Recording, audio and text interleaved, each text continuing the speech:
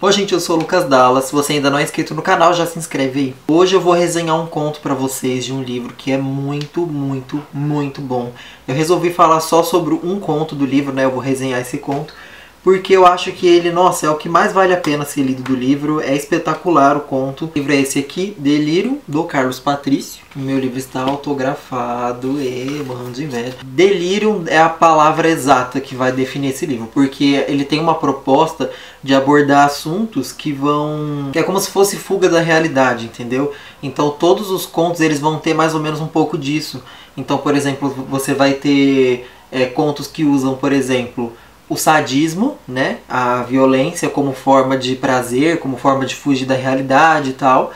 Você vai ter contos que vão falar sobre a religião como busca da fuga da realidade. Você vai ter conto que vai falar sobre drogas, sobre tecnologia e videogames que as pessoas usam para isso, né? Para ter essa fuga.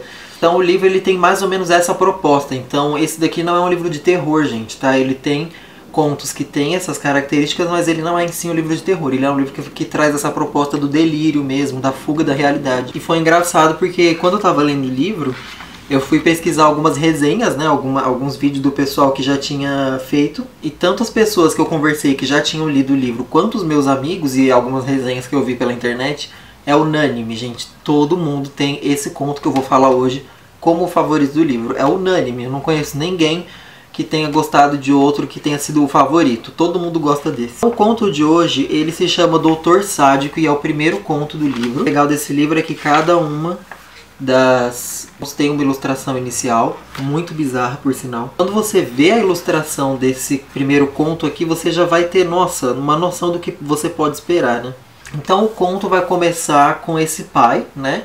Que ele é pai de uma menininha, e a menininha com medo de dormir porque está acontecendo muitos sequestros, muitas crianças estão desaparecendo e agora pessoas adultas estão desaparecendo na região. Então ela está com muito medo de dormir por causa das histórias que ela está ouvindo por aí. A gente já começa com o pai dela consolando ela para ela pegar no sono. E aí vai chegar uma determinada cena que o pai dela, ele vai deixar essa menina na escola e vai tomar um refrigerante, um café num bar, não lembro o que é que ele vai tomar. Mas ele vai nesse bar e ele conhece então um homem muito estranho, muito misterioso. E esse homem começa a conversar com ele, né? E aí surge então esse assunto dos sequestros, dos desaparecimentos que estão acontecendo. Até que esse cara, que é o nosso protagonista, ele vai começar a se sentir meio zonzo e vai desmaiar. E é aí que a gente vai conhecer o Doutor Sádico, que é esse cara que estava conversando com ele no bar. Ele drogou esse rapaz, né? Com alguma coisa que ele colocou na bebida dele e ele acabou desmaiando. A trama vai começar a partir do momento que ele acorda numa sala totalmente bizarra. Gente, eu fiquei com o cu na mão se eu acordasse numa sala igual aquela. É praticamente um açougue maldito, sabe? Tipo cara de couro, pra pior. E ele acorda e ele acaba descobrindo que tanto ele quanto a filha dele foram sequestradas, foram raptados por esse cara, pelo Doutor Sádico. E aí, gente, o conto inteiro ele vai nos explicar o porquê que esse cara tem esse nome, Doutor Sádico, não é à toa, entendeu? Ele tem esse nome por um motivo, vocês já devem imaginar qual é. O conto, gente, ele tem muita referência a filmes de terror, filmes slasher, né? Ele tem toda aquela carnificina, aquela violência. Mas o interessante aqui é você acompanhar o interior da história, digamos assim. Como que eu vou explicar isso? Porque a gente entende que esse Doutor Sádico, ele realmente sente prazer naquilo. Então ele é um assassino que ele é assumido, entendeu? Então ele sabe que sente prazer na dor dos outros, no sofrimento. Então ele usa da tortura, né, para torturar suas vítimas e tal, para se sentir, sabe, como eu falei, para ter aquela fuga da realidade, para ter aquele prazer. Então ele é assumido, ele gosta disso e é isso aí. E isso cria, gente, pelo menos pra mim, né, uma característica durante a leitura que te deixa mais tenso, porque como ele é assumido, você sabe que provavelmente ele não vai dar colher de chá para esse sequestrado, né? Então você sabe o que espera esse homem, então você fica mais tenso, porque ele vai fazer aquilo sem culpa, ele pode a qualquer momento matar o cara, ou então prender ele, começar a torturar. Nessa sala que esse homem acorda, tem vários pedaços de corpos, assim, e eles estão de uma forma que o cara vê que, tipo assim, eu posso ser o próximo, tá ali. Então ele cria, o autor, ele cria, assim, esse ambiente carregado, ele cria essa coisa escrachada, toda da violência, mas não é só isso, entendeu? Ele não é um escrachado vazio. Ele é um escrachado que realmente ele te faz embarcar na história, sabe? Então você se sente assim realmente na pele desse personagem. E outra coisa muito interessante nesse conto é o diálogo, é todo o diálogo que ele vai ter com esse assassino, porque vai chegar um determinado momento da história que esse personagem vai precisar ganhar tempo para arquitetar o plano dele. Então ele vai precisar enrolar esse assassino o máximo que ele puder. E aí nisso a gente vai ter uma discussão sobre teologia, sobre fé, sobre crenças. Para quem conhece o Carlos Patrício, né, pelo menos um pouquinho, a gente já vê que ele tem esse lado, né, mais filósofo, eu diria.